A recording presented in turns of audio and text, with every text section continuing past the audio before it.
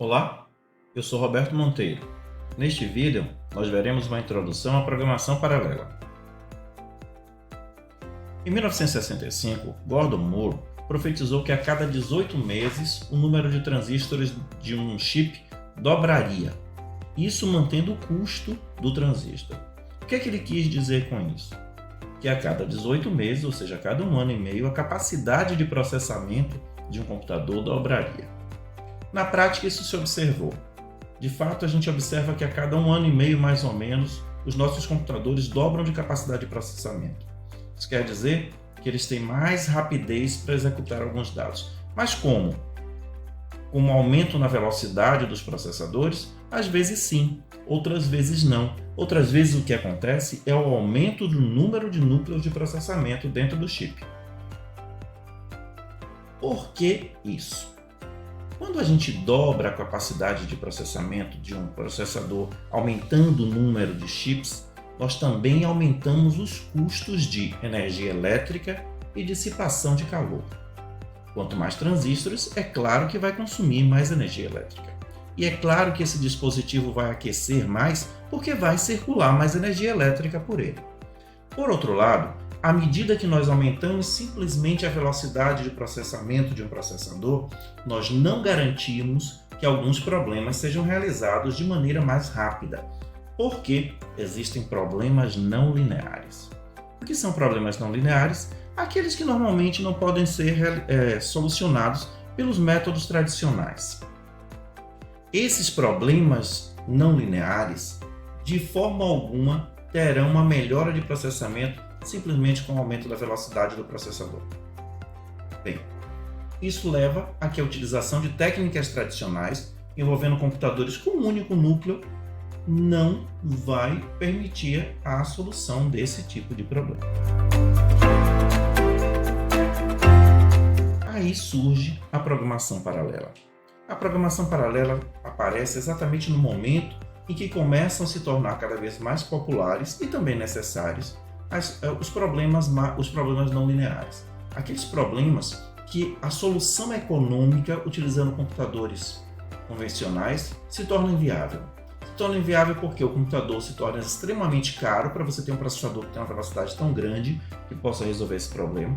E se torna inviável às vezes porque nem é possível com um processador mais rápido que exista solucionar esse problema.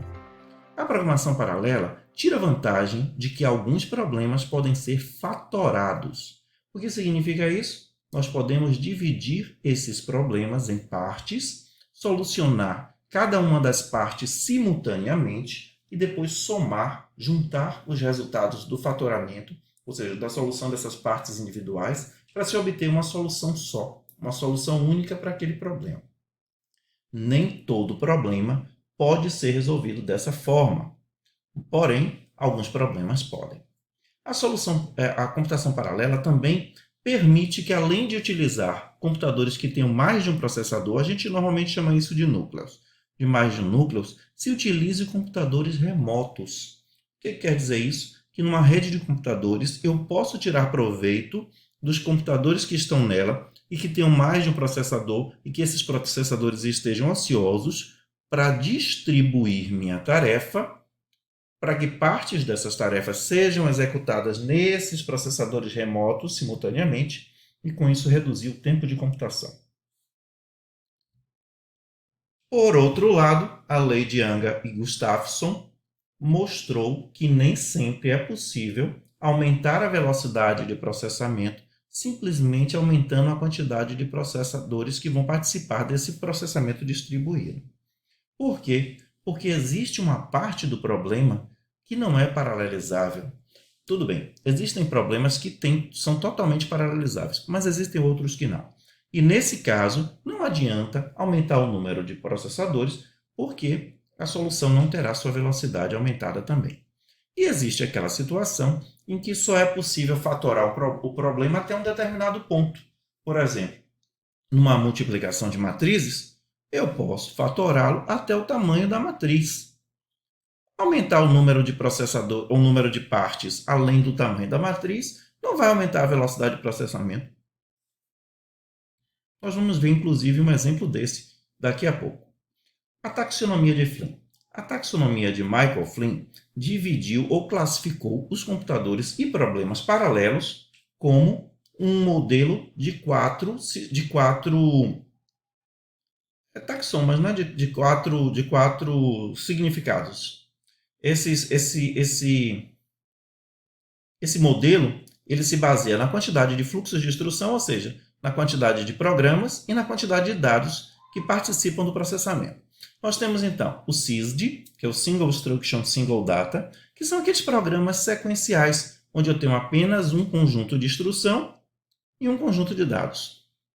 O SIND, que é o Single Instruction Multiple Data, que é quando eu tenho um programa com um conjunto sequencial de instruções e esses conjuntos sequenciais executam laços sobre um conjunto de dados. É um programa normal, sequencial, mas que utiliza um laço de repetição. O MISD, que é o Multiple Instruction Single Data, ele normalmente não é usado na nossa disciplina, mas podem existir problemas que tirem proveito dele, onde eu tenho várias instruções, ou seja, vários subprocessos ou processos, e um único conjunto de dados. Que situação seria essa? Por exemplo, vamos supor que eu tenho um dado criptografado, uma senha, por exemplo, e eu estou tentando quebrar essa senha por força bruta. Vamos dizer que eu utilizei um algoritmo de mão única, como um hash MD5, ou um outro tipo qualquer de hash, e eu queira quebrar e descobrir a senha por força bruta. Eu vou utilizar o mesmo hash, passando para múltiplos processos que vão, cada um desses, simultaneamente tentar adivinhar, que é um processo de adivinhação, né? A senha que está ali representada pelo hash. Esse seria um exemplo de MISD.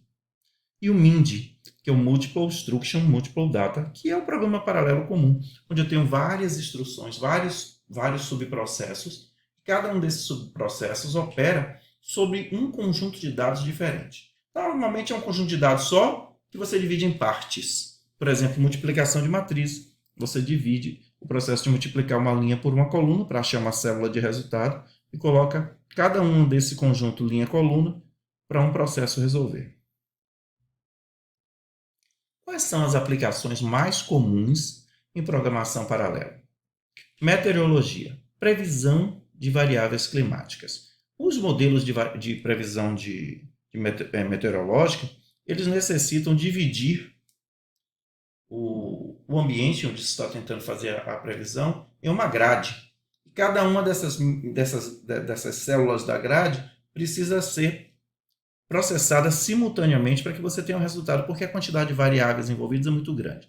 Se você fosse fazer isso sequencialmente, varrendo a grade e processando cada uma das células de cada vez, o tempo de processamento seria gigantesco, talvez até computacionalmente inviável, dependendo da resolução que você queira desse modelo de microclima. Então, normalmente se divide esse processo de previsão de uma região em vários subprocessos, cada um trabalhando em cima de uma célula. Prospecção de petróleo, análise do local de perfuração do poço de petróleo. Novamente você divide o solo transforma o solo em uma malha e trabalha em cima das células dessa malha individualmente para que você tenha uma previsão mais rápida. Simulação física, aerodinâmicas, dinâmica de fluido. O fluido, novamente, ele é transformado em partículas. Claro que não são as moléculas, né? Mas imagine como sendo uma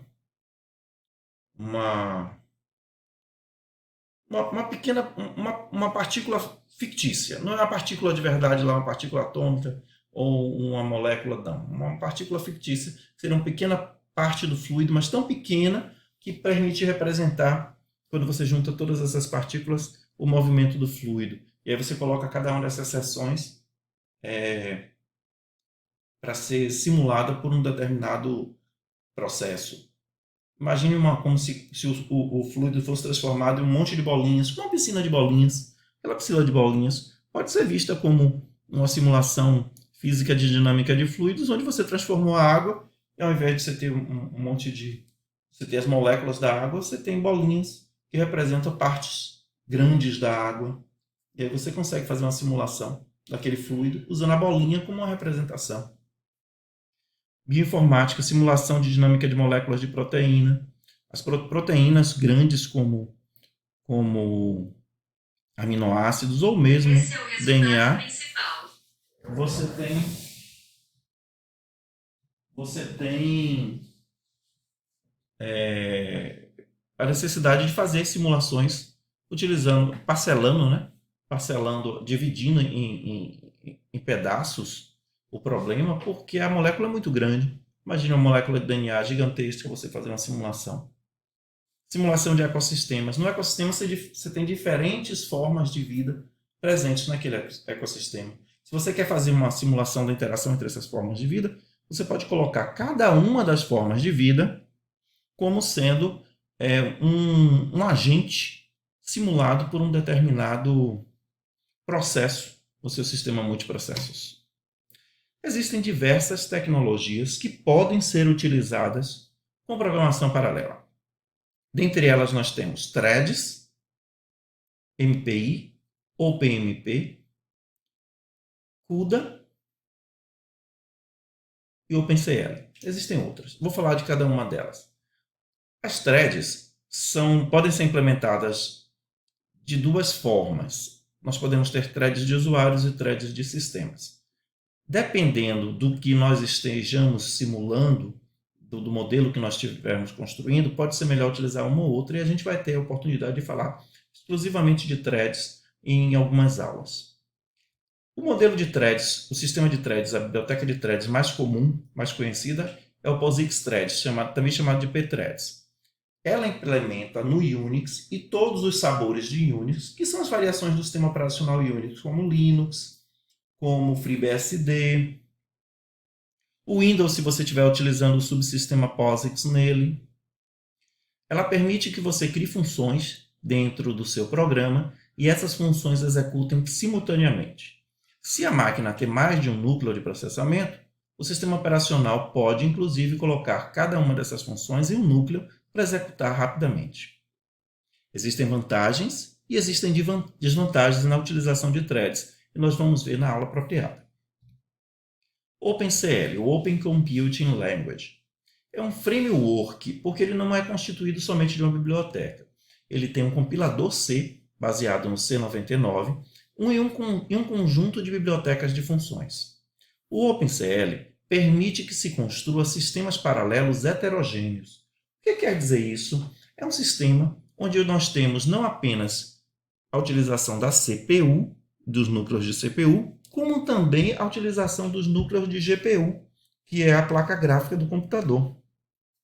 Neste framework, nós utilizamos a linguagem do OpenCL, que é baseada, parecida com o C99, para escrever os kernels. O que são esses kernels? Funções especiais que vão ser compiladas para serem executadas ou na GPU ou na CPU, de acordo com o critério que o sistema OpenCL determinar. Por exemplo, ele pode ver que na máquina não estão presentes núcleos de GPU, de placa gráfica, e ele utilizar somente a CPU. Mas, se esses núcleos estiverem disponíveis, ele otimiza o código para a utilização da GPU. Nós vamos ver um exemplo daqui a pouco executando. CUDA, o Compute Unified Device Architecture. Esse framework foi desenvolvido pela NVIDIA. Com o OpenCL, nós podemos tirar as mesmas vantagens do OpenCL, ou seja, uma programação heterogênea, utilizando CPU e GPU, mas esse programa será otimizado nas máquinas que suportam núcleos CUDA. Núcleos CUDA normalmente estão disponíveis em placas NVIDIA. O OpenMP, o Open Multiprocessing. O OpenMP é uma forma mais fácil de desenvolver programas paralelos do que as threads. Nós vamos ver que com threads nós teremos que utilizar uma biblioteca de funções que nem sempre é fácil, porque ela contém a biblioteca pthreads contém uma quantidade enorme de funções. Nós vamos aprender algumas aqui. Mas se formos mergulhar naquela biblioteca, veremos que ela é realmente muito complexa. Com o PMP, nós conseguimos construir os programas de uma forma muito simples, em alguns casos até sem precisar nos adentrar nas questões como, por exemplo, de como gerenciar um recurso compartilhado. Normalmente com threads nós utilizamos semáforos ou mutexes. Aqui nós podemos inclusive deixar que o próprio OpenMP se encarregue do gerenciamento dessa memória compartilhada, tornando o programa muito mais fácil, além de estar disponível para uma grande quantidade de sistemas operacionais. OpenMPI. O OpenMPI é o Message Passing Interface. É uma biblioteca para troca de mensagens. Embora ela tenha sido desenvolvida para troca de mensagens, ela tem todo um framework que permite construir programas paralelos que utilizam a troca de mensagem para enviar e receber dados para processamento paralelo e também para sincronizar as operações entre esses processos. O OpenMP é uma forma relativamente fácil de desenvolver programas paralelos e é utilizado por uma grande quantidade de soluções paralelas que nós encontramos na internet. Aqui nós temos algumas referências. Nós temos o Foundations of Multithread Parallel and Distributed Programming, da Addison Wesley, o Programming CUDA for Extreme Performance, um livro muito bom para quem quer se aperfeiçoar na utilização da tecnologia da NVIDIA.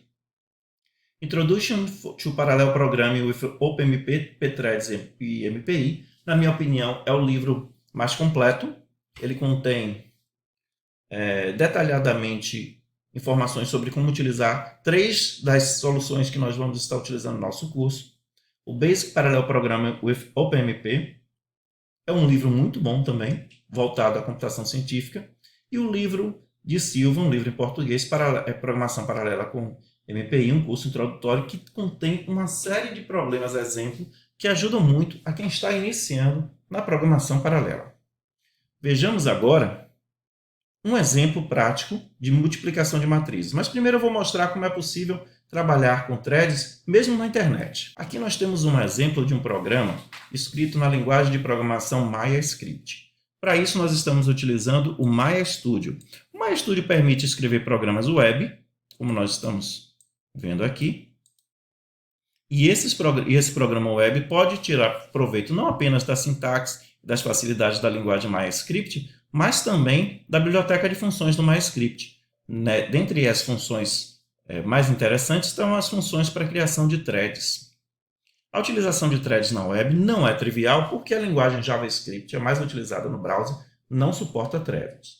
A linguagem JavaScript é uma linguagem single thread, ou seja, é um único processo que executa. Aqui, utilizando uma série de artifícios, o MaiaScript implementa threads de uma forma bastante fácil e intuitiva para o usuário. Eu vou executar o programa aqui para nós vermos. Então aqui nós temos 2 threads, que são chamadas em MaiaScript de tasks, e as tasks estão executando simultaneamente. Clicando aqui, nós temos ainda o processamento de eventos executando em paralelo. O MaiaScript faz isso utilizando kernels, semelhante ao OpenCL, e ao CUDA também. E esses kernels são disparados pela função, ou melhor, o método new do namespace task. Imagine, pense com uma classe ou objeto do MaiaScript. É passada a função, se quer paralelizar, ela deve ser uma função do tipo kernel, é uma função especial do MaiaScript, e então ela é lançada em paralelo, como nós vimos no exemplo. A linguagem MaiaScript é uma linguagem de programação que foi criada por mim e meu grupo de pesquisa para desenvolvimento não apenas de programação paralela, mas de programas inteligentes e adaptáveis. Vou pegar um outro exemplo aqui, vou subir aqui é um exemplo em HTML. Vou subir um exemplo em puro MaiaScript. Aqui eu tenho um exemplo em puro MaiaScript. É aquele mesmo exemplo, só que sem a parte do HTML. E aqui as threads são disparadas. Como elas vão estar disparadas sem o ambiente web, elas vão executar aqui no console. E aqui nós temos as tarefas. Tarefa 1, exibe a mensagem 1, tarefa 2 e assim por diante. cada uma das tasks que são disparadas. E nós temos também a possibilidade em MyScript de executar na web programação utilizando o GPU. Vou subir aqui o programa MyGPU. Neste programa, nós vamos tirar proveito de que esta máquina possui uma placa gráfica. Na verdade, existem duas placas gráficas aqui, cada uma com 512 núcleos. O browser vai fazer a interface utilizando o framework OpenGL, vai fazer a interface com essa placa gráfica, e o compilador interno MyScript vai compilar esses dados para que esse código seja executado tanto na CPU quanto na GPU. Por que nós vamos executar na CPU e na GPU? Para comparar a tempo. Primeiro, são criadas duas matrizes com 512 por 512 posições. As duas são preenchidas com zeros. A matriz A e a matriz B.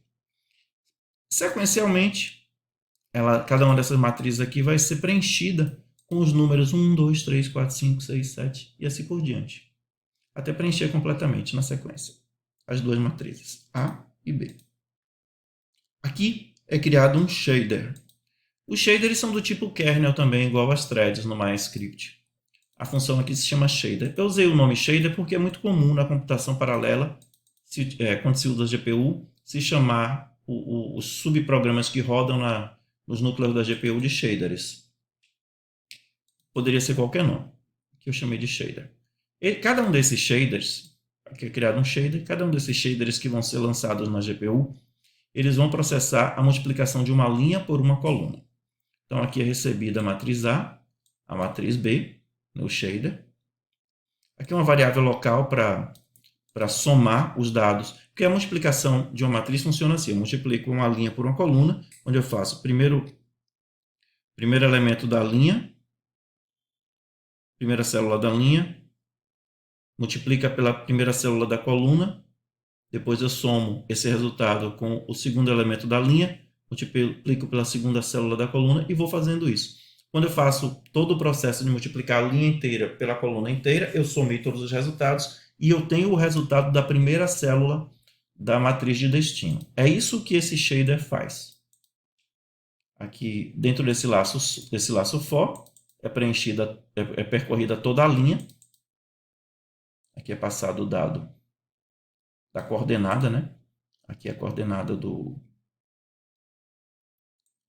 da linha e a coordenada da coluna. Na verdade, aqui é a coluna e linha, né? Está ao contrário. Aqui é passado o número da coluna, que aqui é uma linha, coluna da linha. Aqui é a coluna, linha da coluna. Processo de multiplicação normal. Soma o resultado, coloca nessa variável e retorna esse resultado. Esse resultado vai para a primeira célula da matriz resultante. Para fazer, então, o uso da GPU e paralelizar isso, como é que nós fazemos? Aqui eu estou criando uma função assíncrona, onde eu crio um novo device, GPU. Esse device vai ser utilizado, então, para computação, para a compilação do kernel e a computação, né? Realizar o cálculo. Então, é criado aqui o device. Para esse device é passado o shader, foi criado aqui, a função foi criada aqui. Ela é compilada usando a função createKernel. O sistema é inteligente, se não houver GPU, ele vai compilar para a CPU. E é atribuído a esta função multiply matrices, uma função, né? É criada uma nova função a partir da qual você pode manipular o kernel que foi criado. Aqui é configurado a saída dos dados, o tamanho da saída dos dados, para 512 por 512. E em seguida, aqui é iniciado só um timer para poder contar o tempo, para fazer uma computação para comparar a multiplicação paralela usando a GPU e a multiplicação sequencial usando a CPU. Aqui é chamada a função, que foi criada aqui em cima, passando para ela as duas matrizes. O cálculo vai ser feito durante esse tempo. Aqui é calculado a hora de entrada e a hora de finalização. São subtraídos os dois somente para mostrar na tela o resultado e o tempo. Eu mostro apenas a última célula da matriz, porque como a matriz é muito grande, Uma matriz é muito grande. Fiz alguma coisa aqui que deu errado. Deixa eu subir de novo o cálculo. Aqui. Uma matriz é muito grande. Se eu mostrasse ela toda na tela, demoraria muito tempo. Então, eu estou mostrando só a última célula, só para conferir que foi feito o resultado e eu comparar as duas últimas células da matriz. E aqui o tempo de execução. Faço o mesmo processo, só que utilizando a CPU numa multiplicação tradicional, sequencial. Utilizando 3 laços for, que é aquele algoritmo normal que todos nós aprendemos de multiplicação de matrizes. Novamente pego a hora inicial e a hora final, faço a subtração e mostro a última célula para comparar com o resultado da de cá e o tempo de execução. E starto os dois processos. Esses dois processos vão ser executados paralelamente também, porque eles são assíncronos. Então, além de ocorrer aquela multiplicação paralela usando a GPU, também os dois processos use GPU e use CPU são executados assincronamente. E a gente vai ver aqui o resultado. Quando eu clicar em play, o processamento de GPU vai acabar rapidamente e o de CPU vai continuar. No entanto, nós só vamos ver o resultado aqui embaixo quando os dois terminarem, porque lembrando que JavaScript é single thread, então ele precisa terminar todo o processamento para mostrar o resultado. Então, o tempo que vai levar, na verdade, não é o tempo da GPU, é o tempo da CPU. Aí, quando aparecer o resultado, nós vamos saber o tempo que levou realmente. Em torno de 40 segundos que vai levar tudo, porque, embora vai levar uma fração de segundos para usar a GPU, vai levar em torno de 40 segundos para usar a CPU. Pronto. Vamos aguardar e dentro de aproximadamente 40 segundos nós teremos o resultado. O browser vai reclamar algumas vezes, dizendo que a página está travada e perguntando se, aqui ele já perguntou, se a gente quer aguardar. Sim, aguarda. Daqui a pouco aparece o resultado ali embaixo, no console.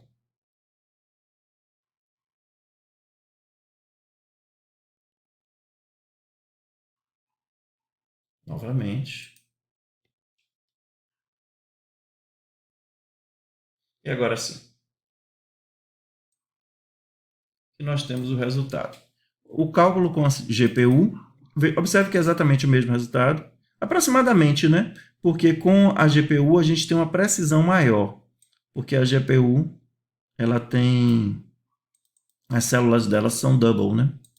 Enquanto que da CPU elas são float. Então a gente tem esse valor aqui, levou 826 milissegundos para processar com a GPU e levou 38.689 milissegundos para processar com a GPU. É aproximadamente 39 segundos, né? 39 segundos. Se a gente dividir esse tempo por este, ou melhor, este por este, nós teremos quantas vezes o processo da GPU foi mais rápido que o processo da CPU. Vou chamar a calculadora. Poderia ter feito o cálculo ali mesmo, aqui no console. Mas já chamei. Então vamos lá. 38.689 dividido por 826. 46 vezes mais rápido. Executando esse mesmo programa no Linux, nós temos um resultado bem melhor do que aqui. Aqui nós tivemos 46 vezes mais rápido, que é bem rápido, né? Mas chega a ser mais de 100 vezes mais rápido executando no Linux, porque os drivers open source, às vezes, são mais eficientes do que os drivers proprietários. No caso, no Linux, eu digo os drivers open source da placa de vídeo. E nós temos uma eficiência maior, uma velocidade maior. É isso.